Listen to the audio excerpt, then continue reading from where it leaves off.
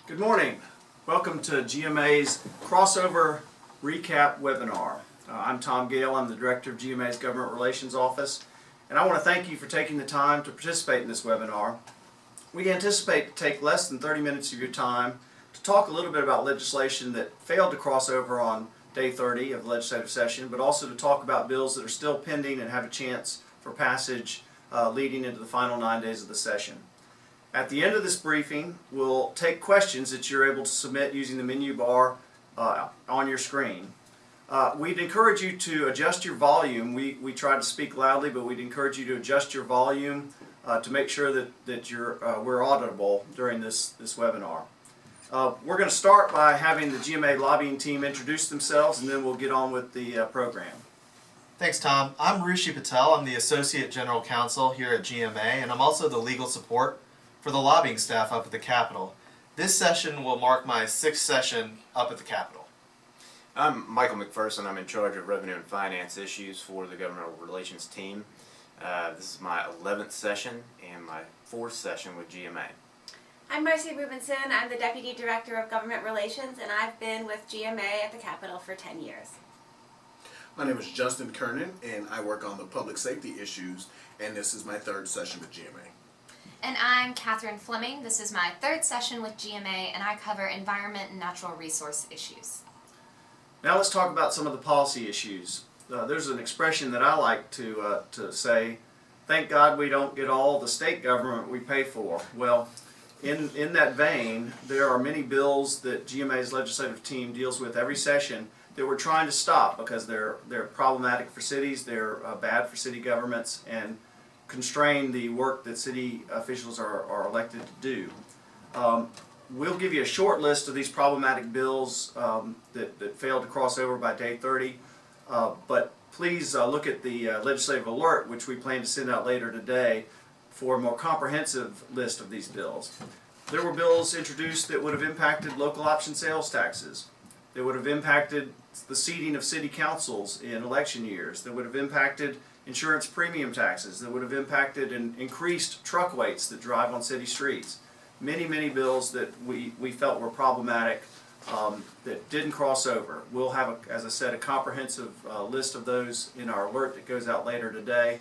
But we do now want to shift gears to talk about some of the bills that are still pending and active and have a chance for this coming legislative session. One of the major issues that we've been dealing with in the past few years is ethics legislation. Marcy's our point person on ethics, and Marcy can tell us a little bit about the pending ethics bill in the Senate.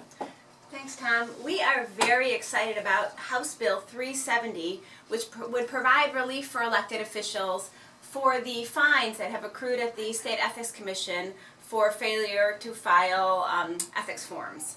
Thousands of elected officials around the state are facing steep fines and penalties from the Ethics Commission for alleged failure to file campaign contribution disclosure reports and personal financial disclosure reports between 2008 and 2013.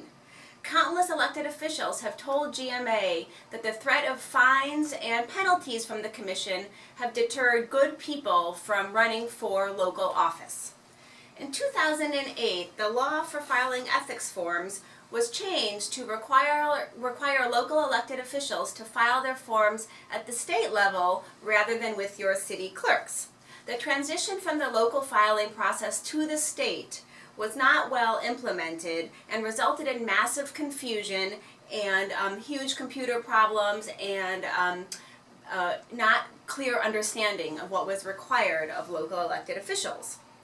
As a result of this crazy process, the legislature repealed the whole state filing system in 2013. In 2014, the state auditor released a scathing report which concluded that the Ethics Commission's e-filing system did not correctly process locally elected officials' forms. The auditor's report in fact concluded that 19% of the personal financial disclosures that were flagged on the system were in fact erroneous. House Bill 370, a bill we're very excited about, would clean the slate for all the outstanding fines and penalties from that 2008 to 2013 timeframe. The legislation would require that local elected officials file a consolidated form for personnel financial disclosures and a consolidated campaign contribution disclosure report by December 31st of 2016. Once those two forms were filed with the commission and the commission had reviewed them, all outstanding ethics fines would be cleared and your name would be removed from the State Ethics Commission's website as a delinquent or non-filer. For those elected officials who have already paid fines, the commission would refund such fine payments if the legislature appropriates money for that purpose in the 2017 legislative session. We are very excited about this legislation and encourage you to contact your House member and senator and ask them to support this bill. The bill is available for the Senate to take up any time to debate on the floor between now and day 40. Yeah, thanks, Marcy, and hopefully we can get this bill across the finish line in the next 9 days. But as Marcy said, it's very important that you get in touch with your Senate members to talk with them about the importance of moving this through the process. And speaking of local officials, many cities, local officials, city council people ask their help, ask the members of the General Assembly for help every year on local legislation. Catherine has some news for us about how the General Assembly is handling local legislation now this coming session. And Catherine, if you could explain a little bit about that process. Absolutely. So last session, a portion of a city managed to be de-annexed without that city's knowledge. Now, as you can imagine, this situation concerned many of our members who wanted to make sure that they would always be notified of any legislation that's introduced that would affect their boundaries or their operations. In response to the concerns raised by our cities and by GMA, the Office of Legislative Counsel has rolled out a new process for local legislation in which a legislator must swear on an affidavit that they have met the notice requirements of the Local Legislation Act. In light of this, GMA does not believe that we need to pursue legislative action, and we're confident that now that the notice requirements of the bill have been highlighted, that city officials will be notified of local legislation affecting their city or operations. Thanks, Catherine. And now let's transition to legislation that's pending that would essentially stipulate how cities handle the termination of municipal court judges. Rushi, if you could tell us a little bit about it. Sure, thanks Tom. House Bill 691 was brought on the behest of the Council of Municipal Court Judges and the Judicial Council of Georgia in an effort to prevent the political influence in the judiciary at the municipal court level. Under the Georgia Constitution, judges in the state of Georgia are given certain employment protections that prevent them from being terminated without cause. However, most municipal court judges do not have these protections under the Georgia Constitution. Unfortunately, in some situations, this has led to certain cities utilizing this lack of protection in dubious circumstances to terminate their judges. The legislation, House Bill 691, would provide these same or similar for-cause reasons for the municipal court judges to be terminated before they could be terminated. We have worked with the author on this legislation to provide additional abilities for local governments, city governments, including the ability to add additional causes above and beyond those in the statute through a charter amendment, and for the city council to set the term for the municipal court judges so long as the term is not less than 1 year. This bill, House Bill 691, did pass the House by an overwhelming majority, and it is currently sitting with the Senate and the State and Local Government Operations Committee. We will continue to work with the author and work with the Senate as this bill moves forward. Thanks, Rushi. And municipal court judges may also have a little bit more work to do if GMA is successful at passing a rewrite of the fireworks law this coming session. Justin has been point person on it, and we'll have Justin explain a little bit about the fireworks bills in the process as they stand now. Well, thank you, Tom. There's a long fuse that continues to burn on fireworks this year at the General Assembly. There are two bills that are currently moving through the legislative process. House Bill 727 will address several public safety concerns, as well as allow more local control on when and where fireworks can be detonated. This bill will also reduce the hours of detonation from midnight to 10 p.m. This bill also allows local governments to enact and enforce local noise ordinances, except around July 4th and New Year's Eve celebrations. This bill also provides parity between two business models by allowing temporary tent sales for fireworks. And Senate Bill 369 will address the same public safety concerns and provisions, but would allow a different form of local control. This bill would give locals the authority to enact local noise ordinances between 10 p.m. and midnight. We are working with the author on this bill, and we'll make sure to keep you posted. Thank you. Thanks, Justin. And this is, let's turn our attention now to a less explosive issue, but one that definitely has a major impact on city government budgets. The issue of liability for sales tax overpayment repayments by city and county governments. Michael, if you could tell us a little bit about the bill. Thanks, Tom. Well, casinos is dead, but gaming sales tax interest is live and well in the state. And House Bill 960 regarding sales tax refunds and interest due on taxes was brought forward as a solution for large sales tax refunds that harshly impact local jurisdictions' budgets. The legislation provides for, or requires rather, the Department of Revenue to notify a local government when a refund request that impacts a local jurisdiction's sales tax distributions at an amount of 10% or greater annually over an average of 3 years. Now, the refunds of this size are termed refunds of local significance in the bill. The notification would consist of the date of refund and the amount of which the local government would be required to pay back. Refund claims which sit at DOR for 2 years automatically transfer to the Georgia Tax Tribunal.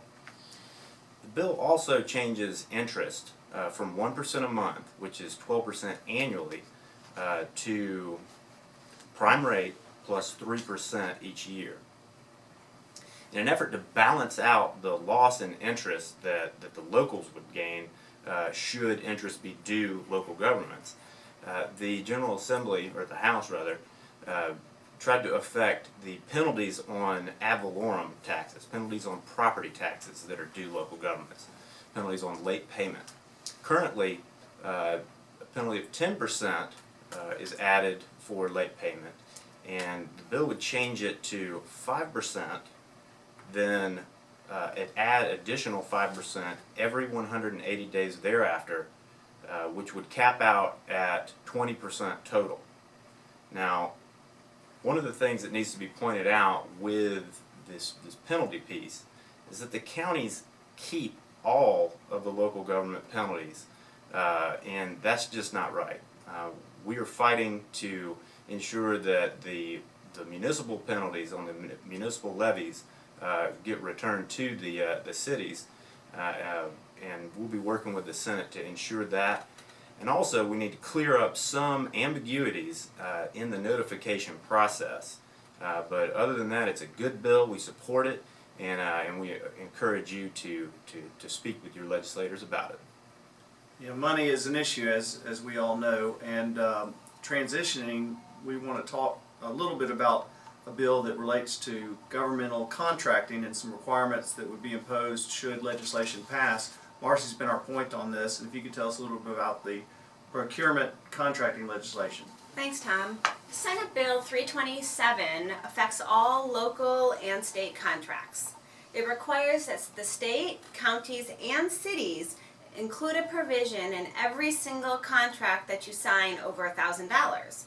The provision is that the company with which you're contracting does not currently engage in a boycott of the State of Israel. The requirement would incur a lot of legal costs for you. You'll have to check with your city attorney and spend a lot of time negotiating with companies about getting this certification in every single contract that you sign. So we'll be working with the author and with the Senate to try to limit the impact of this bill. Thanks, Marcy. And as you can imagine, GMA does think this proposal is problematic for cities, and we're hoping to get some changes that would make it less burdensome should it start to move through the process. Next, I'd like to ask Justin to talk a little bit about the legislation, which is due in large part to the GMA body camera task force that he staffed this past session. So if you could tell us about the pending bill, Justin. Yes, Tom. House Bill 976, I playfully call it the Body Camera Affordability Bill, is pending in the Senate Judiciary Committee. House Bill 976 would modify the retention schedule for body-worn cameras and in-car dash cameras. Currently, those videos have to be stored for 5 years. The recording from body cameras and in-vehicle mounted cameras will now be stored for 180 days, except in the following situations: if recordings capture an arrest, a use of force by an officer, a vehicular accident, or a few other interactions with the public by officers, those videos will be kept for 30 months. If there's other investigations or pending litigations, those recordings will be kept through final adjudication. Also, to help offset the cost, this bill will also establish a $12 fee for providing copies of these video recordings. Thanks, Justin. And again, that legislation was one of the points of discussion through this body camera task force. So we're glad to see this body camera affordability bill moving through the process. As you can see, there are so many issues that impact city governments, and they run the gamut of policy issues. But let's transition to talking a little bit about a water issue, particularly related to the collection of payments for past due water bills. Catherine, if you could tell us a little bit about it. I'd be happy to. So Senate Bill 206 was brought at the request of the real property section of the Georgia Bar to help provide notice to closing attorneys of an outstanding water bill during a real estate transaction. Now, as originally introduced, this bill would have required a water provider, which of course includes our cities, to formally record liens with the court for outstanding water payments. Now, under current law, cities and counties are allowed to have common law liens for outstanding water bills, but we aren't required to formally record them. Thankfully, we've been successful in changing the lien portion of this bill to simply allow for someone who is interested in purchasing or leasing a piece of real property to formally request a payoff statement from the water provider that could then be relied on for 30 days. However, this bill contains a separate section that is very concerning to our cities, and that would make it much harder for a city to collect on a delinquent commercial account. Now, under current law, a city can refuse to supply water to a commercial, industrial, or multifamily property that has a single meter if there is an unpaid bill at that same address. So in a large multifamily apartment complex where all the tenants are paying their landlord the rent, which includes the water bill, a landlord, however, might not actually be paying the water bill to the cities. So all the tenants pay their rent to the landlord, expecting the landlord to be paying the utility bills, but the landlord might not actually be doing so. Now, in this situation, many cities will try to work with the landlord to work out a payment plan, knowing that if they cut the water off, the tenants will be without a place to live. Our cities are able to exercise this sort of flexibility because they know that once they do cut off the water, they will have a chance to collect the outstanding debt on that property when it changes hands. Now, under this scenario, should Senate Bill 206 pass, a water utility is going to be much more likely to cut off the water quickly, as it will be much harder for a city to collect an outstanding debt on the property, and they won't want to risk leaving the water on and having the debt grow. Furthermore, under Senate Bill 206, a company could simply dissolve themselves and then reincorporate as a new company to get the water turned on without ever having to pay an outstanding debt. So as you can imagine, GMA is opposed to this bill because we believe it was going to result in increased rates for all ratepayers, result in much higher deposits and connection fees for water, and lead to water being turned off much faster, which could damage business and industry across the state. Now, this bill passed out of the Senate by a fairly wide margin and is now pending in the House Judiciary Committee. And be on the lookout for an email from me asking you to please contact your member of the House Judiciary Committee and ask them to weigh in on this bill and vote no. Thanks, Catherine. Now I want to talk briefly about House Bill 216, which would make significant changes in the workers' comp law by changing the occupational disease statute. It would change this occupational disease statute to amend the definition of ordinary disease of life so that firefighters would be able to show that cancer is, for them is not an ordinary disease of life. Passage of this bill would allow for the first time special consideration for a single occupation to show that cancer has been attributable to that occupation's job duties. And the basis for this effort is to grant a special consideration for these firefighters based on scientific studies that are in dispute. Current workers' comp rates do not contemplate the unknown costs of claims based upon these disputed scientific studies. And there are also concerns that the passage of this legislation would raise workers' comp rates across the board for city governments and potentially is cost prohibitive for those cities that rely on volunteer fire departments for their fire service. GMA would like to recommend that city officials contact members of the Senate to express concerns about the long-term costs to taxpayers from this significant change in the workers' comp law. It's pending in the Senate Insurance and Labor Committee, and we anticipate that a hearing will be held within the last 9 days of the session, so please contact your Senate members. Now we'll get to the portion of the program where we're going to see if we have any questions. If you would submit them, again, use the screen, the menu bar on your screen if you have questions, and we'll attempt to answer them. We have first question. This is related to local legislation, Catherine. Does the city official notification of legislation speak to the need to be clear and distinct as to what the legislation is about? So that's a great question. It says how the notice works is it says that a bill has been introduced that affects your city, but it is incumbent upon city officials to then go look up the actual bill and read it to find out what it does. So if you receive notice that a bill has been introduced that affects your cities, you need to go to the General Assembly's website, type in the bill number, and then find out what the bill actually does. Yeah, all politics is local, and legislators are starting to cotton on to the realization that local legislation can get them in more trouble than almost any other bill that they address during the General Assembly session. So we're glad to see these changes that Legislative Council has implemented, largely as a result of some of the concerns that we brought during the interim to the House and Senate members about local legislation. Are there any other questions that we could answer from those participants in the webinar? Well, seeing none, we appreciate the vigilance and engagement that you all have taken to join this webinar, but also in the final days of the legislative session. A lot of things can happen. These 9 days will be dangerous for city governments. Please call on any of the members of GMA's legislative team in these final waning days of the session. The session is currently scheduled to end on March 24th. Again, look for our webinars, our legislative alerts and our session notes that we'll be sending out in the waning days of the session.